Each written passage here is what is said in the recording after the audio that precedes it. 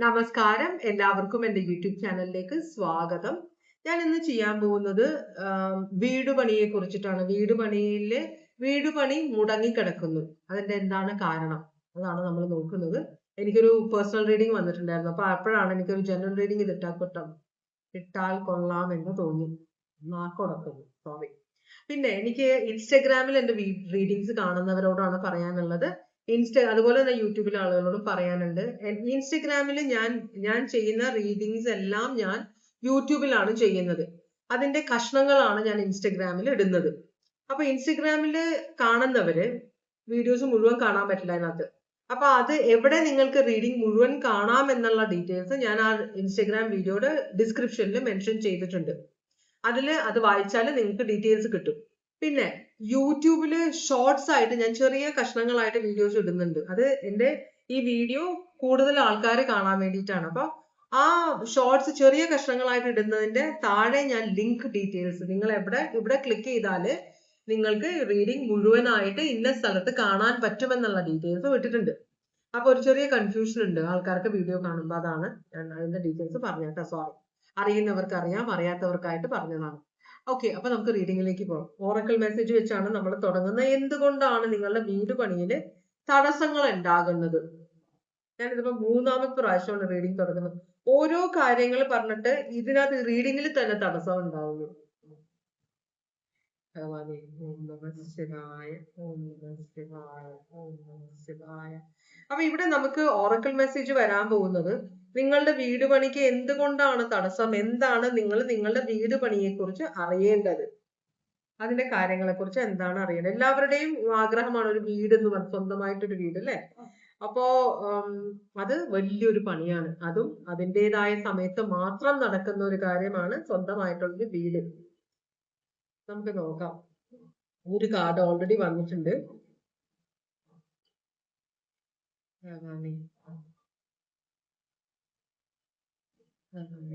ഇനി കാർഡ്സ് വല്ലതും ഉണ്ടോ നോക്കാം. ഒന്നും ഇല്ലാന്ന് തോന്നുന്നു. ഓക്കെ, കുറച്ച് കാർഡുകളുണ്ട്, നമുക്ക് നോക്കാം. ഓൾറൈറ്റ്. അപ്പൊ നമുക്ക് 2, 3, 4, 5 കാർഡുകളാണ് ഇവിടെ കിട്ടിയിട്ടുള്ളത്. 1ാമത്തെ കാർഡ് പറയുന്നത് ബീങ് പൊളൈറ്റ്. നിങ്ങൾ മറ്റുള്ളവരോട് സംസാരിക്കുമ്പോൾ പൊളൈറ്റ് ആയിട്ട് സംസാരിക്കണം. അപ്പൊ നിങ്ങളിപ്പോ വീട് പണി ഒരു കോൺട്രാക്ടർ ഏൽപ്പിച്ചിട്ടുണ്ട്, അതല്ലെങ്കിൽ വീട് പണിയാനായിട്ട് ദിവസവും ആള് വന്നിട്ട് തച്ചു കൊടുത്ത് വീട് പണിയാന്ന് വിചാരിക്കാം. അപ്പോ അല്ലെങ്കിൽ നിങ്ങൾ പുറത്ത് വർക്ക് ചെയ്യുന്ന ആളാണ്, എബ്രോഡ് വർക്ക് ചെയ്യുന്ന ആളാണെങ്കിൽ നിങ്ങളുടെ വീട് പണി ഇവിടെ നടക്കുകയാണ്. അപ്പൊ നിങ്ങൾക്ക് നേരിട്ട് വന്ന് കാര്യങ്ങൾ ചെയ്യാൻ പറ്റാത്തത് കൊണ്ട് നിങ്ങൾ ചിലപ്പോൾ ബന്ധുക്കളെയോ ഫ്രണ്ട്സിനെയോ ആരെങ്കിലും ഏൽപ്പിച്ചിട്ടുണ്ടാവും. അപ്പോ പണിയുടെ കാര്യത്തിൽ പ്രശ്നങ്ങൾ ഉണ്ടാവുമ്പോൾ നിങ്ങൾ ചിലപ്പോൾ അവരോട് ചൂടാവുന്നുണ്ടാവും. നിങ്ങൾ മര്യാദക്ക് പണിയെടുക്കാത്തത് കൊണ്ടാണ്, നിങ്ങൾ സാധനങ്ങൾ മര്യാദക്ക് യൂസ് ചെയ്യാത്തത് കൊണ്ടാണ്, നിങ്ങൾ വീട് പണിയിൽ ശ്രദ്ധയില്ലാത്തത് കൊണ്ടാണ് ഇവിടെ വീട് പണി തീരാത്തതൊക്കെ വെച്ച് പ്രശ്നം ഉണ്ടാക്കുന്നുണ്ടാവും. പക്ഷെ നമ്മൾ മറ്റുള്ളവരെ ഡിപ്പെൻഡ് ചെയ്ത് ചെയ്യുന്ന കാര്യങ്ങൾ നമ്മൾ അവരെയും കൂടെ നമ്മളോട് ചേർത്ത് നിർത്താൻ ശ്രമിക്കണം. അല്ലെങ്കിൽ നമ്മള് മറ്റുള്ളവരെ ഡിപ്പെൻഡ് ചെയ്യുമ്പോഴത്തേക്കും നമ്മൾ അവരുടെ മെക്കിട്ട് കയറാൻ നിന്നാൽ അവരൊരിക്കും ഞാനെന്തിനു കഷ്ടപ്പെടണം, എനിക്ക് അതിന്റെ ആവശ്യമൊന്നുമില്ല എന്ന് പറഞ്ഞാൽ അവരവരുടെ കാര്യം നോക്കും. അല്ലെങ്കിൽ അവർ ഉഴക്കും, അല്ലെങ്കിൽ അവര് നിങ്ങൾക്ക് പണി തരും. അപ്പൊ ആ ഒരു കാര്യം പറയുന്നത്, നിങ്ങൾ വാക്കുകൾ ശ്രദ്ധിച്ച് യൂസ് ചെയ്യുക. മറ്റുള്ളവരെ വിഷമിപ്പിക്കാനോ വേദനിപ്പിക്കാനോ ശ്രമിക്കരുത് എന്ന് പറയുന്നുണ്ട്. 2ാമത്തെ കാർഡ് നിങ്ങളുടെ ഫാമിലി.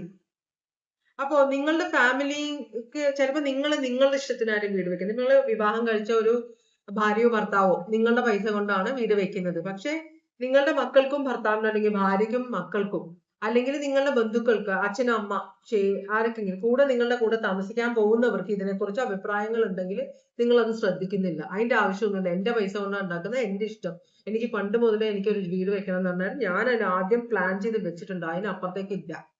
പിന്നെ ഇത്രയും പൈസ ഉള്ളത് നിങ്ങൾ പറയുന്ന പോലെ ഉണ്ടാക്കാൻ പറ്റില്ല എന്ന് നിങ്ങൾ പറയുമ്പോൾ അവർക്ക് വിഷമമാവും. അപ്പൊ അവരോട് സംസാരിക്കുമ്പോൾ നിങ്ങൾക്ക് ശരിക്കും പൈസ തികയുന്നില്ലെങ്കിൽ അവരോട് സന്തോഷത്തോടെ കാര്യങ്ങൾ പറഞ്ഞു മനസ്സിലാക്കുക. ദേഷ്യപ്പെടുകയോ പുച്ഛിക്കുകയോ ചെയ്യരുത് എന്നാണ് പറയുന്നത്. ഇമോഷണൽ ആയിട്ട് സംസാരിക്കുക, സ്നേഹത്തോടെ സംസാരിക്കുക, കേട്ടോ. നമുക്ക് ചെയ്യാൻ പറ്റുന്ന പിള്ളേരൊക്കെ ആവുമ്പോൾ അവർക്ക് വലിയ ആഗ്രഹങ്ങൾ ഉണ്ടാവും. നമ്മളുടെ കയ്യിൽ ഒതുങ്ങുന്നതല്ലേ നമുക്ക് ചെയ്യാൻ പറ്റുള്ളൂ. ലോണൊക്കെ ആണെങ്കിൽ അതുപോലെ എടുത്തു കഴിഞ്ഞാൽ അത് തിരിച്ചടക്കാനുള്ളതാണ്. അപ്പൊ ഭയങ്കര കൊട്ട പൈസയൊക്കെ എടുത്തു കഴിഞ്ഞാൽ നമ്മളെ കൊണ്ട് കൂട്ടിയാൽ കൂടില്ലെങ്കിൽ അത് പിന്നെ തലവേദനയായിട്ട് മാറും. അപ്പൊ അതൊക്കെ ഓർക്കുകയാണ് നിങ്ങള്. പക്ഷെ എന്നാലും നമ്മളത് പറഞ്ഞു കൊടുക്കുമ്പോൾ സ്നേഹത്തോടെ പറഞ്ഞു കൊടുക്കുക. മൂന്നാമത്തെ കാർഡ്, മറ്റുള്ളവർ നിങ്ങളോട് തെറ്റ് ചെയ്താൽ നിങ്ങളത് ക്ഷമിക്കണം എന്ന് പറയുന്നുണ്ട്. പോസിറ്റീവ് ഇത് കാണണം. അപ്പൊ വീട് പണിയിൽ എന്തെങ്കിലുമൊക്കെ ചെറിയ തെറ്റുകളൊക്കെ ഉണ്ടെങ്കിൽ നിങ്ങൾ അത് പൊക്കിപ്പിടിച്ച് ഭയങ്കര ഒച്ചയും വെള്ളമൊന്നും ഉണ്ടാക്കണ്ട. ഓക്കെ, അങ്ങനെയായി, ഇനി ഉണ്ടാവണ്ട, നമ്മളൊന്ന് ശ്രദ്ധിക്കണം എന്നൊക്കെ പറഞ്ഞിട്ട് അത് ചിലപ്പോ ഒരു ദിവസത്തെ പണി നഷ്ടപ്പെട്ടു, ഒരാൾ വന്നില്ല എന്നായിരിക്കും.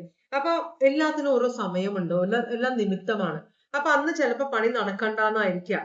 അപ്പൊ നിങ്ങൾ അതൊക്കെ വിചാരിച്ച് പോസിറ്റീവായിട്ട് കാര്യങ്ങൾ കണ്ടിട്ട് കാര്യങ്ങൾ മുമ്പോട്ട് കൊണ്ടുപോകണം എന്ന് പറയുന്നുണ്ട്.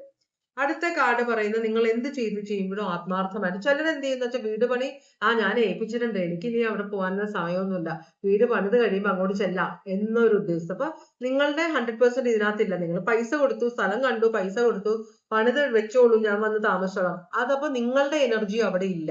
അപ്പൊ നിങ്ങൾ എന്ത് ചെയ്യുമ്പോഴും ആത്മാർത്ഥതയോടെ വീടിന്റെ കാര്യത്തില്, വീടെന്ന് പറഞ്ഞാൽ നമ്മൾ താമസിക്കാനുള്ളതാണ്, നമ്മളുടെ എനർജിയാണ് വീടിന് വേണ്ടത്. മനസ്സിലായി? നമ്മളുടെ എനർജി, വീട്ടിലൊരു എനർജി ഉണ്ടാവും. കാരണം ആ വീട് വെച്ചിരിക്കുന്ന സ്ഥലത്ത് ഒരു എനർജി ഉണ്ട്. അത് നെഗറ്റീവോ പോസിറ്റീവോ നമുക്കറിയില്ല.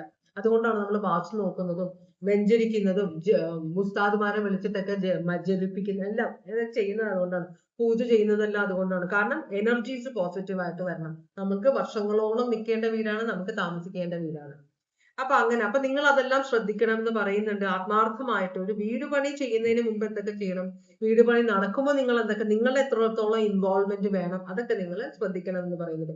അവസാനത്തെ കാർഡ് പറയുന്ന വീട് പണി എന്ന് പറഞ്ഞാൽ അത്ര ഈസി അല്ല, വളരെയധികം പ്രശ്നങ്ങളുണ്ട്. പക്ഷേ അവസാനം എല്ലാം നന്നായി വരും. അതിന് ക്ഷമ വേണം, പ്രാർത്ഥന വേണം, വിശ്വാസം വേണം, പിന്നെ എന്താ പറയാ, അതിന് വേണ്ട കാര്യങ്ങൾ ചെയ്തു കൊടുക്കണം. അപ്പൊ വലിയ നീണ്ട ഒരു ചിലരുടെ ജീവിതത്തിൽ ഈ വീട് വെക്കാൻ, ചില ഫ്രണ്ടിന്റെ വീട് വെച്ചത് 10 വർഷം കൊണ്ടാണ്. അവർ ഇടയ്ക്ക് നിർത്തി വെച്ചു, പൈസ ഇല്ലാത്ത കാര്യങ്ങൾ കൊണ്ട്. പിന്നെ സ്ഥലം നോക്കിയ ആള് പറഞ്ഞു അവിടെ എന്തൊക്കെയോ പ്രശ്നമുണ്ട്, അത് ചെയ്യണം. അപ്പൊ അവർക്ക് മടുത്തു, വേണ്ട, ചെയ്യണ്ട.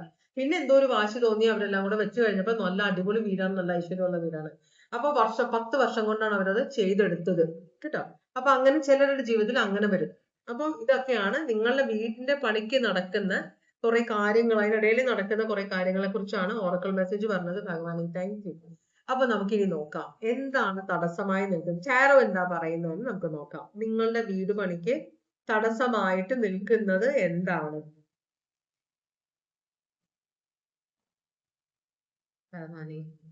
ഓം നമഃ ശിവായ. നിങ്ങളുടെ വീട് പണിക്ക് തടസ്സമായിട്ട് നിൽക്കുന്നത് എന്താണ്? ഒരു തീരുമാനമില്ലായ്മ, ജഗിൾ ചെയ്യണം ഈ വ്യക്തി. പൈസയുടെ ബുദ്ധിമുട്ട്, പല കാര്യങ്ങളും റെസ്പോൺസിബിലിറ്റീസ് ഉണ്ട്, അതിനിടയിൽ കൂടെ ഒരു വീട് പണിയാമെന്ന്, ഇത് പലരുടെ എനർജി ആയിരിക്കും കേട്ടോ. തടസ്സമായി നിൽക്കുന്ന കാര്യങ്ങളാണ് നോക്കുന്നത്. അപ്പോ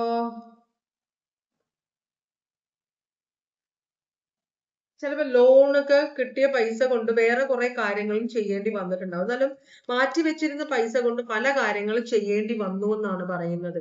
അതിനിടയ്ക്ക് യാത്ര പോകേണ്ടി വന്നു, എവിടേക്കോ എന്തൊക്കെയോ ആവശ്യത്തിന് നിങ്ങൾക്ക് യാത്ര പോകണം, അതിന്റെ പൈസ ചെലവായി. അപ്പൊ ചിലപ്പോൾ വിവാഹം നടന്നിട്ടുണ്ടാവും, അതിന് കുറെ പൈസ ചെലവായി. ചിലപ്പോൾ മെഡിക്കൽ എക്സ്പെൻസസ് വന്നിട്ടുണ്ടാവും, ആർക്കെങ്കിലും അസുഖമായിട്ട് വന്നു. അപ്പൊ കിട്ടിയ പൈസ മുഴുവൻ പല തരത്തില് പല സൈഡിലേക്ക് പോയി. അപ്പൊ ഇപ്പൊ നിങ്ങളുടെ കയ്യിൽ കുറച്ച് പൈസയേ ഉള്ളൂ. നിങ്ങൾ ലോണിന് അപ്ലൈ ചെയ്തിട്ടുണ്ടാവാം, ആദ്യം കിട്ടിയ ലോണിന്റെ പൈസ കുറെ പല വഴിക്ക് പോയി. അപ്പൊ എന്തിനു വേണ്ടിയിട്ടാണോ നിങ്ങൾ ലോൺ വീട് പണിക്ക് വേണ്ടിയിട്ട്, ആ വീട് പണി നടക്കാതെ അതിന് പകരമായിട്ട് പല കാര്യങ്ങൾക്ക് വേണ്ടിയിട്ടും ആ പൈസ ചെലവായിപ്പോയി. ഇനി ഇത് എന്ത് ചെയ്യും എന്ന ഒരു ടെൻഷൻ അത് ആർക്കോ ഉണ്ട്. ഇവിടെ ടോറസ് വെർഗോ കാപ്രിക്കോൺ ഉണ്ട്, അക്വേറിയസ് ലിബ്ര ജെമിനി ഉണ്ട്, ടോറസ് ലിയോ അക്വേറിയസ് സ്കോർപിയോ. അപ്പോ നിങ്ങൾ ചിലപ്പോ അതിനിടയ്ക്കായിരിക്കും നിങ്ങൾക്ക് പുറത്തേക്ക് പോകാനുള്ള ഒരു ഓപ്ഷൻ വന്നത്. അപ്പൊ ഈ വീട് പണിക്ക് വെച്ചിരുന്ന പൈസ പുറത്തു പോയി കഴിഞ്ഞാൽ കുറച്ചും കൂടെ പൈസ ഉണ്ടാക്കിയിട്ട് വന്നിട്ട് വീട് പണി തുടങ്ങാം എന്നൊരു അവസ്ഥയും കൂടി ഉണ്ട്. അപ്പൊ ഇതെല്ലാം തടസ്സമായിട്ട് നിൽക്കുകയാണ് നിങ്ങളുടെ വീട് പണിക്ക് കേട്ടോ. അപ്പോ അങ്ങനെയാണെങ്കിൽ ഇത് തടസ്സം മാറിയാല് ഇത് ഇതാണ് തടസ്സം. പക്ഷെ ഇതെല്ലാം നിങ്ങൾക്ക് മാറ്റാവുന്ന തടസ്സമല്ലേ ഉള്ളൂ, അല്ലെ? എന്നുവെച്ചാൽ 2 ഓഫ് പെന്റക്കിൾസ്, പൈസ, ഇത് നിങ്ങൾ അറിയാതെ അല്ല, അസുഖങ്ങൾ ചിലപ്പോൾ പ്രതീക്ഷിക്കാതെ വന്നതായിരിക്കാം. ഓക്കെ, അത് ശരി. പിന്നെ നിങ്ങൾക്ക് ഇപ്പൊ പുറത്തേക്ക് പോകാനുള്ള ഒരു യാത്ര, ട്രാവലിന് തന്നെ ഇപ്പൊ ഫ്ലൈറ്റിനൊക്കെ ഭയങ്കര വിലയാണ്. അപ്പൊ വീട് പണി തൽക്കാലത്തേക്ക് നിങ്ങൾ നിർത്തി വെക്കേണ്ടി വരും. അതുകൊണ്ടാണ് ഇവിടെ തടസ്സം എന്നാണ് പറയുന്നത്. ഇതൊക്കെ നമ്മൾ പ്രതീക്ഷിക്കാത്തതായിരിക്കാം, പക്ഷെ ഒരു പോസിറ്റീവ് ആണ് കാണിക്കുന്നത്. മറ്റേത് അസുഖങ്ങൾ വന്നത് അത് ഓരോന്ന് വരാനുള്ള സമയത്ത് വന്നു പോകും. അപ്പൊ ആ കിട്ടിയ പൈസ നിങ്ങൾക്ക് ഒന്നിനും തികഞ്ഞില്ല, എല്ലാം കൂടെ അങ്ങോട്ടും ഇങ്ങോട്ടും ഒക്കെ പോയി. ഇപ്പൊ നിങ്ങൾ പുറത്തേക്ക് പോകാൻ നിൽക്കുകയാണെന്ന് വിചാരിക്കുക. ഇനി അപ്പൊ അതാണ് ഈ വർഷം നിങ്ങൾക്ക് വീട് പണി തുടങ്ങാൻ അല്ലെങ്കിൽ കംപ്ലീറ്റ് ചെയ്യാൻ പറ്റുമോ? അപ്പൊ വീട് പണി തുടങ്ങി വെച്ചേക്കാണ്, തടസ്സങ്ങൾ വരുന്നുണ്ട്. അപ്പോ ഇത് ഈ വർഷം കംപ്ലീറ്റ് ചെയ്യാൻ പറ്റുമോ എന്ന് ചോദിക്കുമ്പോ ഇവിടെ യെസ് എന്ന് പറഞ്ഞ 2 കാർഡ് വരുന്നുണ്ട്. ഇവിടെ 2 ഓഫ് കപ്സ് വരും. അപ്പൊ നിങ്ങൾ വിവാഹം കഴിക്കാത്ത ആളാണ്, അല്ലെങ്കിൽ വിവാഹം കഴിച്ച ആളാണെങ്കിൽ തന്നെ നിങ്ങളുടെ രണ്ടുപേരുടെയും കുടുംബത്തിൽ നിന്നുള്ള കുറച്ച് പൈസ ചിലപ്പോൾ ഷെയർ കിട്ടാനുണ്ടാവും നിങ്ങൾക്ക്. അപ്പൊ അത് നിങ്ങൾക്ക് കിട്ടുമെന്നാണ് പറയുന്നത്. നിങ്ങൾക്ക് കിട്ടേണ്ട ഷെയറുകൾ, വീടുകളിൽ നിന്ന് കിട്ടേണ്ടത്, അപ്പൊ അത് നിങ്ങൾ ചോദിച്ചാല് നിങ്ങൾക്ക് തരുമെന്നാണ് പറയുന്ന വീട്ടുകാര്. മനസ്സിലായി? ഭാര്യയുടെ വീട്ടിൽ നിന്ന് കിട്ടാനുള്ളത്, ഭർത്താവിന്റെ വീട്ടിൽ നിന്ന് കിട്ടാനുള്ളത്, അല്ലെങ്കിൽ വിവാഹം നിങ്ങൾ നിശ്ചയിച്ചു വെച്ചിരിക്കുകയാണെങ്കിലും അങ്ങനെ ഒരു കാര്യം, ഞങ്ങൾക്ക് സ്വന്തമായിട്ടൊരു വീട് വെക്കണം എന്നുണ്ട്, അപ്പൊ അങ്ങനെ എന്തായാലും ഞാൻ അബ്രോഡ് പോകുന്നുണ്ട്. അപ്പോ നമ്മൾ ഒരു വിവാഹം നിശ്ചയിക്കുമ്പോൾ ഭാര്യ സെപ്പറേറ്റ്, ഭർത്താവ് സെപ്പറേറ്റ് എന്നല്ല, രണ്ടുപേരും ഒരുമിച്ചാണ്. കാരണം ഫ്യൂച്ചർ നിങ്ങളുടെ രണ്ടുപേരുടെയും കൂടിയാണ്. ഒരു വീട് വെക്കുക എന്ന് പറഞ്ഞാൽ നിങ്ങൾക്കും കുട്ടികൾക്കും ഭാര്യയ്ക്കോ ഭർത്താവിനോ കൂടെ താമസിക്കാനുള്ളതാണ്. അപ്പൊ ചിലപ്പോൾ നിങ്ങളുടെ അമ്മയുണ്ടാവും, നിങ്ങളുടെ അച്ഛനുണ്ടാവും കൂടെ, എല്ലാവർക്കും കൂടിയിട്ടുള്ളതാണ്. അല്ലാതെ നമ്മൾ വീട് വെച്ചിട്ട് ഭർത്താവ് മാത്രം ഒറ്റയ്ക്ക് താമസിക്കണം, ഭാര്യ മാത്രം, അങ്ങനത്തെ ഒരു ഇതല്ലല്ലോ. അപ്പൊ ഇത് എല്ലാവരുടെയും കൂടെ ഒരു ഇൻവോൾവ്മെന്റ് ഇതിനകത്ത് വേണം. ചോദിക്കല്, പറയല്, കാര്യങ്ങൾ വ്യക്തമാക്കുക, അവരുടെ മുമ്പിൽ വെച്ച് സത്യസന്ധമായിട്ട് കാര്യങ്ങൾ പറയുക, അല്ലാണ്ട് ഒളിച്ചു വെച്ചിട്ടുള്ള പരിപാടി പറ്റില്ല എന്നാണ് പറയുന്നത്. അപ്പോ നിങ്ങൾക്ക് മിക്കവാറും നിങ്ങളുടെ ഭർത്താവിന്റെയോ ഭാര്യയുടെയോ അല്ലെങ്കിൽ ഇപ്പൊ കല്യാണം കഴിക്കാൻ ആഗ്രഹിക്കുന്ന ആളുടെ അവർ അറിഞ്ഞു തരും, നിങ്ങൾക്ക് പൈസ വന്ന് കയറും. അപ്പോ ഈ വർഷം തന്നെ നിങ്ങളുടെ വീട് പണി പൂർത്തിയാക്കാൻ പറ്റും. കാരണം ഇവിടെ ചാരിയറ്റ് ഉണ്ട്. നിങ്ങൾ വിചാരിക്കാത്തത് പോലെയാണ്. ഇപ്പം നിങ്ങൾ എബ്രോഡ്, നിങ്ങൾ ഫ്യൂച്ചറിന് വേണ്ടിയിട്ടാണ് ഈ കഷ്ടപ്പെടുന്നത് മുഴുവനും. നിങ്ങൾ വിചാരിക്കാത്ത ഒരു അവസ്ഥയാണ്, അസുഖങ്ങൾ വന്നത്, ചിലപ്പോൾ ആർക്കാണ് വന്നതെന്ന് അറിയില്ല, എന്തായാലും അതിനുവേണ്ടി കുറെ പൈസ ചെലവായി. അങ്ങനെയാണ്, അല്ലാതെ ധൂർത്തടിച്ച് കളഞ്ഞതല്ല നിങ്ങൾ. അപ്പൊ നല്ല കാര്യങ്ങൾ, അപ്പൊ നിങ്ങളെ അറിഞ്ഞ് സഹായിക്കാൻ നിങ്ങളുടെ ഭാര്യ വീട്ടുകാരോ ഭർത്താവിന്റെ വീട്ടുകാരോ അതുപോലെ നിങ്ങളുടെ ബ്രദറോ സിസ്റ്ററോ ആര്, നിങ്ങൾ നല്ലൊരു സ്വഭാവമുള്ള ആളായതുകൊണ്ട് ചുറ്റിലുള്ളവർ നിങ്ങളെ സഹായിക്കുമെന്നാണ് പറയുന്നത്. ഈ വർഷം ഇപ്പൊ ജൂൺ അല്ലേ, ജൂൺ ഒരു 6 മാസം സമയമുണ്ട് അല്ലെ. അപ്പൊ പകുതിക്ക് വെച്ച് നിർത്തിയിരിക്കുന്ന വീട് പണിയാണ്. അത് ഡിസംബറോട് കൂടി, ചിലപ്പോൾ ജാനുവരിയിൽ നിങ്ങൾ കയറി താമസിക്കും. ഡിസംബർ ഞാൻ ഇങ്ങനെ ഇത് പറഞ്ഞതാണ് കേട്ടോ, അങ്ങനെയല്ല, ഞാൻ ടൈം നോക്കി പറഞ്ഞുതരാം. അപ്പോ ഇത് ഈ വർഷം തന്നെ തീരുമെന്നാണ്, വളരെ പോസിറ്റീവ് ആയിട്ടുള്ള 2 കാർഡുകളാണ് വന്നിരിക്കുന്നത്. സ്നേഹബന്ധത്തിൽ നിന്ന് നിങ്ങൾക്ക് സഹായം കിട്ടുമെന്നാണ് പറയുന്നത്. അപ്പൊ 2 ഓഫ് കപ്സ് ആയതുകൊണ്ട് നിങ്ങളുടെ പോലെ തന്നെ നിങ്ങളുമായിട്ട് വളരെ യോജിപ്പുള്ള നിങ്ങളുടെ ഫ്രണ്ട്സ് ആയിരിക്കാം പൈസ തന്ന് സഹായിക്കുന്ന, അല്ലെങ്കിൽ നിങ്ങളുടെ ഫാമിലിയിലെ ബന്ധുക്കളായിരിക്കാം, ബ്രദേഴ്സ് സിസ്റ്റേഴ്സ് ആയിരിക്കാം, അച്ഛൻ അമ്മയായിരിക്കാം, അല്ലെങ്കിൽ നിങ്ങളുടെ ഭാര്യയുടെ വീട്ടുകാരോ ഭർത്താവിന്റെ വീട്ടുകാരോ, എങ്ങനെയാന്ന് വെച്ചാൽ ചെയ്യാം. അപ്പൊ ഈ വർഷം തന്നെ വീട് പണി തീരുമെന്നാണ് പറയുന്നത്. അങ്ങനെയാണെങ്കിൽ എന്നത്തേക്ക് നിങ്ങൾക്ക് കയറി താമസിക്കാൻ പറ്റും എന്നാണ് നമ്മൾ ചോദിക്കാൻ പോകുന്നത്. അതിന് നമുക്കൊരു ടൈം കാർഡ് വേണം. ഭഗവാനെ ശിവായ. ഇതൊരു വളരെ ചെറിയ റീഡിംഗ് ആണ്, അറിയാം. എന്നാലും ഭഗവാനെ എന്നത്തേക്ക് ഇവർക്ക് സ്വന്തം വീട്ടിലേക്ക് കയറി വീട് പാലുകാച്ചലൊക്കെ കഴിഞ്ഞ്, അല്ലെങ്കിൽ വെഞ്ചരിപ്പൊക്കെ കഴിഞ്ഞ്, എല്ലാ പരിപാടിയും കഴിഞ്ഞിട്ട് എപ്പോഴത്തേക്കും മുസ്ലിംസ് എന്താ ചെയ്യുന്നത് ശരിക്കും പലർക്കും പല ചടങ്ങുകളുണ്ട്. പക്ഷെ എല്ലാവരും എന്തെങ്കിലും ചെയ്യും പുതിയ വീട്ടിലേക്ക് കയറി താമസിക്കുമ്പോൾ. അതാണ് ഏറ്റവും ബെസ്റ്റ്. കാരണം അതറിയാം, നമ്മുടെ പൂർവികന്മാർക്ക് അറിയാമായിരുന്നു, പല കാര്യങ്ങള് നടന്നിട്ടുള്ളതാണ്. ഈ സമയത്ത് പലതരം എനർജികൾ ഉണ്ട് ഈ സ്ഥലത്ത്. അപ്പൊ ആ സ്ഥലത്തെ ശുദ്ധീകരിക്കുക, അതുകൊണ്ടാണ് ഇങ്ങനെ എല്ലാം ചെയ്യുന്നത്. ദുഷ്ടമായ ചീത്തയായ കാര്യങ്ങൾ, എനർജീസ് ഉണ്ടെങ്കിൽ അതൊക്കെ പോകാൻ വേണ്ടിയിട്ട്. അപ്പൊ എപ്പോഴത്തേക്ക് നിങ്ങൾക്ക് കയറി താമസിക്കാൻ പറ്റുമെന്ന് വെച്ച് കഴിഞ്ഞാൽ നെക്സ്റ്റ് ഇയർ. കയറി താമസം നെക്സ്റ്റ് ഇയറേ ഉണ്ടാവുള്ളൂ കേട്ടോ, 2028. പക്ഷെ പണി ഈ വർഷം പൂർത്തിയാവും. അപ്പൊ ചിലപ്പോൾ ഡിസംബർ അവസാനത്തോടെ ആയിരിക്കും എല്ലാ പണിയും കഴിഞ്ഞ് പെയിന്റ് ഒക്കെ അടിച്ച് അടിപൊളിയാക്കാൻ പോകുന്നത്. ഈ വർഷം അവസാനത്തേക്കായിരിക്കും. അടുത്ത വർഷേ കയറി താമസം ഉണ്ടാവുള്ളൂ കേട്ടോ. അത് ചിലപ്പോൾ നിങ്ങൾ ഫോറിനിലൊക്കെ പോയി തിരിച്ചു വരണമായിരിക്കും. നിങ്ങളും കൂടെ വേണമല്ലോ, നിങ്ങളും കൂടെ ആഗ്രഹിക്കുന്ന വീടാണ്. അപ്പൊ നിങ്ങൾ ആഗ്രഹിച്ചുണ്ടാക്കുന്ന വീടാണെന്ന് പറയാം. അപ്പൊ അതുകൊണ്ട് തന്നെ അടുത്ത വർഷത്തേക്ക് ഉണ്ടാവുള്ളൂ കേട്ടോ. അപ്പൊ നിങ്ങൾക്കുള്ള ഗൈഡൻസ് എന്താണെന്ന് നമുക്കൊന്ന് നോക്കാം. ഭഗവാനെ ഓം നമഃ ശിവായ.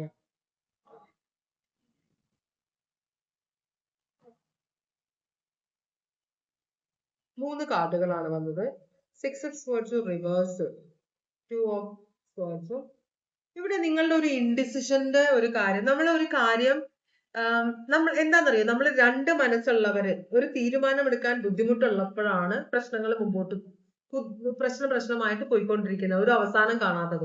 നമ്മൾ ഒറ്റ തീരുമാനം എടുക്കണം, എനിക്കിത് വേണം, ഇത്ര ദിവസത്തിനുള്ളിൽ എനിക്ക് പണി തീരണം എന്ന് നമ്മൾ ഒറ്റ ബുദ്ധിയോടെ ഈ ഒറ്റ ബുദ്ധിയോടെ നിൽക്കുന്നവരുടെ പ്രത്യേകത വെച്ചാൽ അവർ വിചാരിക്കുന്ന കാര്യം നടക്കും. അത് അവർക്ക് അറിയണ്ട എങ്ങനെ നടക്കുന്നതെന്ന്, എനിക്കിത് നടന്നു കിട്ടണം എന്ന ഒരു ഇത്. അപ്പൊ ചിലപ്പോ യൂണിവേഴ്സ് തന്നെ, അതുകൊണ്ടാണ് പറയുന്നത് നമ്മളൊരു കാര്യം ചിന്തിക്കുമ്പോൾ വളരെ പാഷനേറ്റ് ആയിട്ട് നമ്മൾ അതിനെക്കുറിച്ച് ചിന്തിച്ച് എനിക്ക് ഇത് വേറെ ഒന്നും വേണ്ട, എനിക്ക് ഇത് വേണം എന്ന് നമ്മൾ വിചാരിച്ചു കഴിഞ്ഞാൽ ചിലപ്പോൾ അത് നമുക്ക് ബുദ്ധിമുട്ടുണ്ടാക്കുന്ന സാധനമായിരിക്കാം, നല്ലതായിരിക്കാം. എന്നാലും നമ്മളുടെ ആ വിചാരം, ചിന്ത യൂണിവേഴ്സിൽ ചെന്നിട്ട് യൂണിവേഴ്സ് നടത്തി തരുമെന്നാണ് പറയുന്നത്. അത് വളരെ ശരിയാണ് കേട്ടോ. അപ്പോ അതാണ്, നിങ്ങൾ ഒറ്റ ബുദ്ധിയായിരിക്കണം, നിങ്ങൾ സ്റ്റക്ക് ആയിട്ടിരിക്കണം, ആ ഒരു ചിന്തയിലായിരിക്കണം. പിന്നെ അത് കഴിഞ്ഞ് ഇത് ഈ വർഷം വേണോ അടുത്ത വർഷം വേണോ എന്നുള്ളൊരു ചിന്ത നിങ്ങളുടെ മനസ്സിൽ പാടില്ല. അതല്ലെങ്കിൽ ഈ പിന്നെ അതല്ല മറ്റേയാള് പറയുന്നു ഈ പ്ലാൻ മാറ്റണം, അവർക്ക് സന്തോഷമില്ല, മറ്റേ അമ്മാവൻ അത് പറയുന്നു അത് ശരിയല്ല, ഈ അമ്മായി ഇത് പറയുന്നു, ഭാര്യയുടെ വീട്ടുകാർ അത് പറയുന്നു, ഭാര്യ ഇത് പറയുന്നു എന്നൊക്കെയുള്ളൊരു ചിന്ത. നിങ്ങൾ എന്താണ് വിചാരിക്കുന്നത് ആ ഒരു ഒറ്റ ഇതിൽ നിൽക്കണം എന്നാണ് പറയുന്നത്. വേറെ കാര്യങ്ങൾ ഇതിനകത്ത് വ്യത്യാസങ്ങൾ വരുത്തണ്ട, പോകുന്ന പോലെ പൊക്കോട്ടെ എന്നാണ് പറയുന്നത്. അപ്പൊ നിങ്ങൾ ഒറ്റ തീരുമാനത്തിൽ മുമ്പോട്ട് പോകണമെന്നാണ് പറയുന്നത്. അതിനകത്ത് മറ്റുള്ളവർ ഇടയ്ക്കിടയ്ക്ക് അത് ശരിയാണോ അത് വേണോ എന്ന് 2 ദിവസം നിർത്തി വെക്കുക, എനിക്ക് വേറെ കാര്യം അന്വേഷിക്കാനുണ്ട് എന്ന ഒരു ചിന്ത പാടില്ല. പോകണം, ആ സ്മൂത്ത് ഇപ്പൊ ഒരു ഫ്ലോയിൽ പോവുകയാണ്, ഒഴുകിക്കൊണ്ടിരിക്കുകയാണ് കാര്യങ്ങൾ. അപ്പൊ ആ ഒരു ഒഴുക്കിനൊപ്പം അങ്ങ് പൊക്കോട്ടെ, അത് തീർന്ന് കിട്ടും. അതിന് ദൈവത്തിന്റെ ഒരു അനുഗ്രഹമുണ്ട്. അല്ലാതെ നിങ്ങൾ ഇടയ്ക്ക് കയറിയിട്ട് അയ്യോ അത് വേണോ ഇത് വേണോ എന്നൊക്കെ പറഞ്ഞ് ആലോചിച്ച് ചിന്തിച്ച് സമയമായിട്ടില്ലായിരിക്കാം. ചിലപ്പോൾ ഒരു ജ്യോതിഷം എന്താണ് ഒരു പ്രശ്നം തടസ്സം കാണുമ്പോൾ വേഗം ജ്യോതിഷികളെല്ലാം കൊള്ളില്ല. ഞാനും ഇപ്പൊ ഫ്യൂച്ചർ പറയുന്ന ഒരാളാണ്, ഞാനും ഇത് കാണിക്കുന്നത്, അപ്പൊ ഞാൻ ഒരിക്കലും അതിനെ പറയാൻ പാടില്ല. പക്ഷേ ചില സമയത്ത് അവര് പറയുന്നു, ചിലപ്പോ ഒരു സമയം നിങ്ങളുടെ ജാതകത്തിൽ നിങ്ങളുടെ സമയത്തിന്റെ വ്യത്യാസം വെച്ചാൽ നിങ്ങൾ ഇന്ന നാളിൽ ജനിച്ച ആളാണ്, ജനിച്ച ആള് പക്ഷെ സമയം നിങ്ങൾ കൊടുക്കുമ്പോൾ അത് വേറെ സമയമാണ്, കൃത്യമായ സമയം നിങ്ങൾക്ക് അറിയില്ല. അപ്പൊ ചിലപ്പോ കാല് അര എന്നൊക്കെ പറയില്ലേ, ആ ഒരു പരിപാടി ഉണ്ടെങ്കിൽ അപ്പൊ അത് വേറെ ഒരാളുടെ റീഡിംഗ് ആയിട്ട് മാറും. അപ്പൊ അങ്ങനെ വരുമ്പോ ഈ ഒരു ഇവിടെ നമ്മൾ ഗണിക്കുന്നത് മൊത്തത്തിൽ വ്യത്യാസം വരും. അത് ജ്യോതിഷിയുടെ കുഴപ്പമല്ല, നിങ്ങളുടെ കുഴപ്പം. നിങ്ങൾക്ക് ചിലപ്പോൾ കൃത്യമായ സമയം അറിയില്ലായിരിക്കും, മനസ്സിലാവുണ്ടോ? അപ്പൊ അങ്ങനെ ചില കാര്യങ്ങൾ വരാൻ വഴിയുണ്ട്. അപ്പൊ ദൈവത്തിനോട് പ്രാർത്ഥിച്ച് അങ്ങോട്ട് ചെയ്യുക കേട്ടോ. അപ്പൊ കാര്യങ്ങൾ ശരിയായിട്ട് വരും. ഇവിടെ സോഡിയാക് സൈൻ പൈസസ് ഉണ്ട്, Aquarius Libra Gemini, Aquarius Libra Gemini. പിന്നെ ക്യാൻസർ സോഡിയാക് സൈൻ വളരെ സ്ട്രോങ് ആയിട്ട് വന്നിട്ടുണ്ട്. ക്യാൻസർ പൈസസ് സ്കോർപ്പിയോ ഉണ്ട്, Taurus Leo Aquarius Scorpio, Aquarius Libra Gemini, Taurus Virgo, Capricorn. ഇവിടെ പൈസ പ്രശ്നമുണ്ട്, അത് അത്ര വലിയ പ്രശ്നമാവില്ല എന്നാണ്. കൂടുതലും ചിന്തകളാണ്, ഓവർ തിങ്കിങ്. ഇതിപ്പോ വേണോ അതിപ്പോ വേണോ, ഒരു സംശയമുള്ള ഒരു ഡിസിഷൻ എടുക്കാൻ പറ്റാത്ത ഒരു മനസ്സാണ് ഇവിടെ കാണുന്നത്. അതുകൊണ്ടുള്ള പ്രശ്നങ്ങളാണ് കേട്ടോ. അപ്പൊ രണ്ടും കൽപ്പിച്ച് മുമ്പോട്ട് അങ്ങ് പോകാന്നാണ്. അടുത്ത വർഷം വീട്ടിൽ കയറി താമസിക്കാം, അതാണ് കണ്ടത്. അപ്പോൾ താങ്ക് യു. ഇതുവരെ എന്റെ റീഡിംഗ് കണ്ടുകൊണ്ടിരുന്ന എല്ലാവർക്കും വളരെയധികം നന്ദി. എല്ലാവർക്കും ഭഗവാൻ സന്തോഷവും സമാധാനവും സംതൃപ്തിയും സമൃദ്ധിയും ആയുരാരോഗ്യ സൗഖ്യവും അനുഗ്രഹിച്ചു തരാൻ ഇടയാകട്ടെ എന്ന് ആശംസിക്കുന്നു. വീണ്ടും ഒരു